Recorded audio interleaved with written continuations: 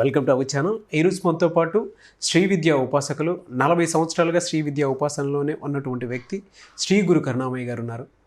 చాలామందికి రకరకాల సమస్యలు అయితే ఇబ్బందులు పడుతూ ఉంటారు, కానీ ఆర్థిక సమస్యనే ప్రధానంగా చూస్తూ ఉంటారు.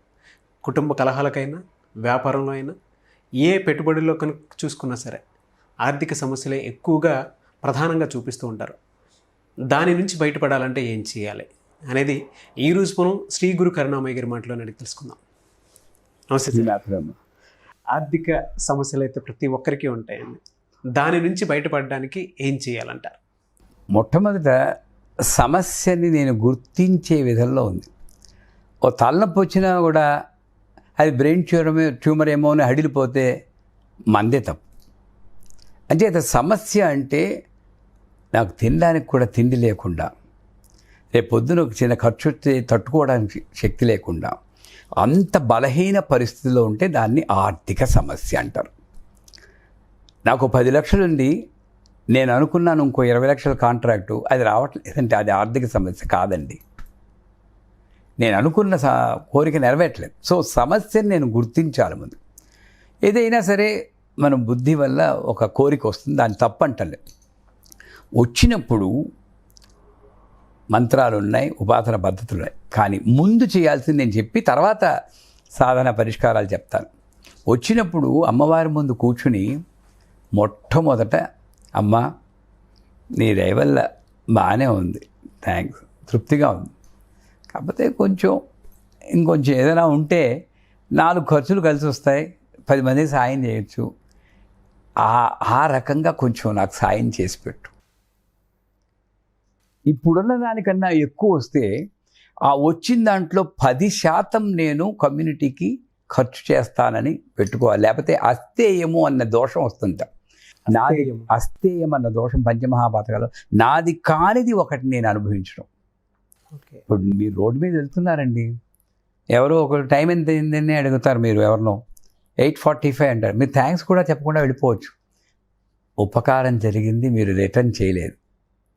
వీళ్ళందరూ కూడా మీకు టైం చెప్పి, వాళ్ళు వేళకొచ్చి సూర్యుడు, వీచి గాలి, కురిసే వర్షం, అన్నిటికీ నేను రుణపడి ఉన్నాను ప్రకృతికి. అంచేత పుట్టిన ప్రతి వాళ్ళు, ఈ కెమెరామ్యాన్లు, వాళ్ళందరూ కూడా వచ్చిన శాలరీలో 10% ధర్మకార్యాలకు వినియోగించాలి. నాకు 1000 వచ్చింది నైజాంతా, నువ్వు వినియోగించు, రేపు పొద్దున 10,000 వస్తుంది గ్యారంటీ. 10% డబ్బు, 10% సమయం ధర్మకార్యాలు. అది పోతే ఫస్ట్ ఆ ప్రేయర్ తీసుకొని, ఇప్పుడు మీరు అమ్మైనా సరే, మీరు చిన్నప్పుడు మీ అమ్మగారు బొమ్మ ఇస్తారు, ఏడుస్తూ ఉంటారు, మళ్ళీ బొమ్మ ఇస్తుంది, ఏడుస్తూ ఉంటారు, మళ్ళీ మళ్ళీ ఎప్పుడు చూసినా ఏడుపు, ఎన్ని ఇచ్చినా తృప్తి లేదు నీకు అన్నారు కట్టించుకుంటూ.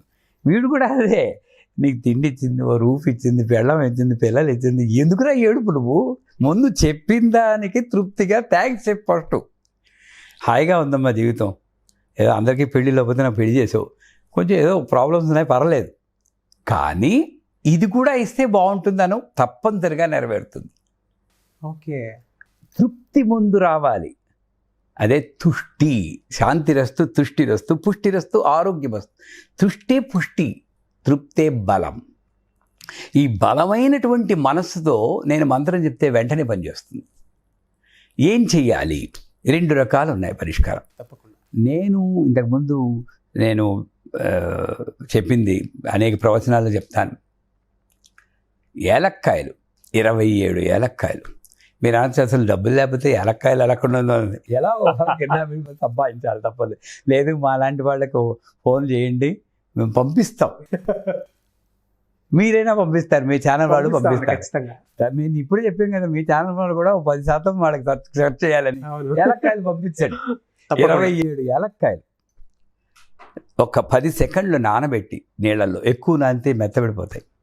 ఆ ఏలక్కాయల్ని ఒక సూది తీసుకుని దారం 2 పేటలు వేసి దానికి కొంచెం పసుపు రాసి ఒక్కొక్క ఏలక్కాయని ఇలా గుచ్చుతూ ఓం నమో నారాయణాయ, ఓం నమో నారాయణాయ, ఈ మంత్రం అష్టాక్షరి మంత్రాన్ని మెల్లిగా, ఎంత మెల్లిగా చెప్తే అంత ఫలితం. అది చెప్తూ ఒక మాల కింద కూర్చాలి, ఏలా సుగంధమాల. ఏలా సుగంధమాల. ఆ మాల 27 ఎందుకు? మనం ఎన్నో జన్మల్లో 27 నక్షత్రాల్లో పుట్టుంటాం. అవును. పిల్లికి కుక్క కూడా జన్మ నక్షత్రాలు ఉంటాయి, అవి పట్టించుకోవు, జాతకాలు చూడవు, మనం చూస్తాం, అంతే తేడా. ఏ రూపంలో మనం జన్మించినా జన్మ నక్షత్రం ఉంది. అంటే 27 నక్షత్రాల్లో పుట్టి ఎన్ని జన్మల్లో ఏవేవైతే చేసానో కర్మలన్నీ చేర్చి కూర్చిన కర్మమాల బ్రహ్మ మీకిచ్చి పంపును బరువుమాల అని స్తోత్రం ఉంది. అంటే కర్మలన్నీ చేర్చి కూర్చిన కర్మమాల. నాయన తెలుసో తెలియకో 27 నక్షత్రాలు ఏవో చేశారు, తీసేసుకో, నన్ను విముక్తిని చేయి, ఈ సమస్య తీర్చేయి. ఒక్కసారి చెప్పండి సార్ అది వ్యూవర్స్ కోసం, అంటే మీరు ఇందాక చెప్పినటువంటి మంత్రాన్ని. కర్మలన్నీ చేర్చి కూర్చిన కర్మమాల బ్రహ్మ మీకిచ్చి పంపును బరువుమాల. మన మెడలో మాల ఉంది, అందరికీ మాల ప్రత్యేకంగా. అందుకే నేను గొలుసులు బయటకు వేసుకోను, అసలు లోపలే ఉంది గొలుసు. ఇంకా నేను బయట వేసుకుని నేను ఎవరికి చూపిస్తాను చెప్పండి? నేను గొలుసు వేసుకున్నంత మాత్రం నేను ఆధ్యాత్మికత, నా ఆధ్యాత్మిక గొలుసులో లేదు. నా ఆధ్యాత్మిక నాకు అమ్మ మీద నమ్మకంలో ఉంది. నేను పైన మంత్రం చెప్తే పని చేస్తుంది, నాకు మీకు అందరికీ చేస్తుంది, చేసి ఈ విధంగా చేయాలి. సో 27 కూర్చి మాల వేసి ఒక వెంకటేశ్వర స్వామి విగ్రహం తీసుకోవాలి. అభయవరద ముద్రలతో ఉన్నది వెంకటేశ్వర, శంఖ చక్ర అభయ వరద ముద్రలతో ఉంటే అది బాలాజీ, గదా పద్మం ఉంటే విష్ణుమూర్తి. అది ఎందుకు అని నన్ను అడగండి, ఇదే తీసుకోవాలి. దానికి సమస్యకి అది ఎందుకంటే ఈ యొక్క విషయం నాకు ఆర్థిక సమస్యలు వచ్చాయి. అప్పుడు వచ్చి ఒకసారి బ్యాంకు నుండి మీ బ్యాంకులో 200 రూపాయలే ఉన్నాయన్నారు, అంత సమస్య వచ్చింది. అవునా?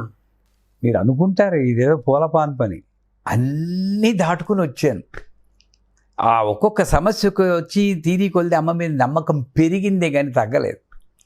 అప్పుడు నా శిష్యురాలే అమెరికాలో ఉండి ఒక ఆవిడ పూర్ణిమ అనే ఫోన్ చేసి, గురుగారు మీకు చెప్పాల్సిందానో కాదు, నాకు ఒక కళ వచ్చింది, ఈ ఏదో పూజ ఇలా యాలక్కలన్నీ కట్టి బాలాజీకి వేస్తే బాగుంటుంది, మీ గురువుగారికి చెప్పింది. పూర్ణిమ న్యూయార్క్, ఇప్పుడు కూడా ఉన్నారు. సరే, అప్పుడు ఆ రోజు గురువారం, ఎప్పుడు చేయాలంటే శనివారం. వినదగ్గర ఎవ్వరు చెప్పిన వినంతనే వేగరపడదు, నేను ఒప్పుకోను. అందరు చెప్పింది మీరు చిన్నవాళ్ళు, మీకేం తెలియదు, మీరు చెప్తుండే అందరూ ఎందరో మహానుభావులు, అందరికీ వందనాలు. అంచేత ఆవిడ చెప్పగానే తప్పకుండా శనివారం చేస్తానమ్మా అన్నాం. దేవుడు 27 ఏళ్ళకాలం పూర్తయింది. నమో నారాయణ వేదాను అయిపోయింది. శనివారం అయిపోయింది, ఆదివారం, సోమవారం ఈసారి న్యూ జెర్సీ నుండి వచ్చింది. ఆయన పేరు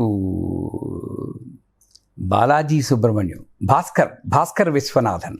ఆయన ఫోన్ చేశాడు, ఆయన 2 ఏళ్ల తర్వాత ఫోన్ చేశాడండి. ఆయన చేసి, గురూజీ మన్నికం అరవల్లో చెప్పాడు, గమనించాలి, నాకు కలలో కనబడి గురువుగారిని అమ్మని తల్లిదండ్రులను భావిస్తావు కదా, ఇదేనా నువ్వు చూసేది, వాళ్ళు ఎలా ఏం ఇబ్బంది పడుతున్నావు చూడక్కలేదా, వెళ్ళి చూడు మొదటి ఒకసారి అనింది. మీ పెర్మిషన్ లేకుండా 50,000 రూపాయలు మీ బ్యాంకులో వేశానండి. అది ఈ పరిస్థితి. అందరికీ అలా అవుతుందా నేను చెప్పలేను, కానీ తప్పనిసరిగా ఇది పాటిస్తుంటే మనశ్శాంతి వచ్చి కొంత మెరుగు. ఆ కొంత మీరు నేనేం చేస్తున్నా అంటే, 1,00,000 రూపాయలు ఊహించినప్పుడు 10 రూపాయలు వచ్చినా అమ్మో కదులుతోంది అని నేను తృప్తి పడాలి. రైలు అరగంట ఆగిపోయింది అనుకోండి, కొంచెం అలా అమ్మయ్య కదిలింది అనుకుంటావా లేదా? అవును, అనుకుంటా. అంతేగాని వెంటనే వెళ్ళి హైదరాబాద్ చేరిపోవాలని అనుకోకూడదు. అంటే 10 రూపాయలు వస్తే పనిచేస్తుంది అనుకుంటే ఆ 10 20 అవుతుంది, 20 30 అవుతుంది, 1,00,000 అవుతుంది. అంచేత అది అలాగా సాధించి ఆ మాల కట్టాక దాని చేత్తో పట్టుకుని 3 శ్లోకాలు ఉన్నాయి. ఆ శ్లోకాలు ఈ వీడియోతో పాటు మనం టైప్ చేసి పంపిద్దాం.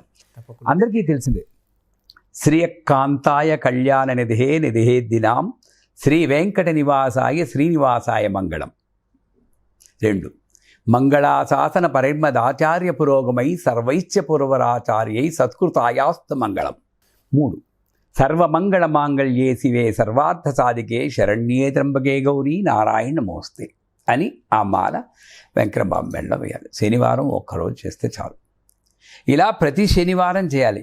ఇంతకుముందు వేసిన మాలని ఈ మాల వేసాక ఆ మాలని తీసేసి దాచుకోవాలి. ఇలా ఒక 50 శనివారాలు అంటే ఓ సంవత్సరం, ఈ లోపల సమస్య తీరుతుంది. అట్లీస్ట్ ఒక ఇంప్రూవ్మెంట్ కనబడుతుంది గ్యారంటీగా. నేనేం చేస్తున్నాను, ఆ చెట్టు చుట్టూరా ప్రదక్షిణ చేస్తే పిల్లలు పుడతారంటే మొదటి ప్రదక్షిణానికే ఇలా తడువుకుంటున్నాను. అది తప్పు. ప్రదక్షిణ చెయ్యాలి, మిగతాది వాళ్ళకు వదిలేయాలి. అలాగా ఈ పూజ చేస్తే ఏడాది తర్వాత వచ్చినవి మనం ఒక హోమం చేయాలి. ఆ హోమం చేసి పద్ధతి కూడా తర్వాత మిగతా వీడియోల్లో చెప్పుకుందాం ఎప్పుడైనా వీలుంటే. మీ అంతటా మీరే 10 నిమిషాల్లో హోమం చేయించండి. ఎవరి మీద డిపెండ్ అవ్వక్కర్లేదు. ఓకే. ప్రతి ఒక్కళ్ళు వాళ్ళ పూజలు వాళ్ళ హోమాలు చేసుకోవాలనే మా తాపత్రయం.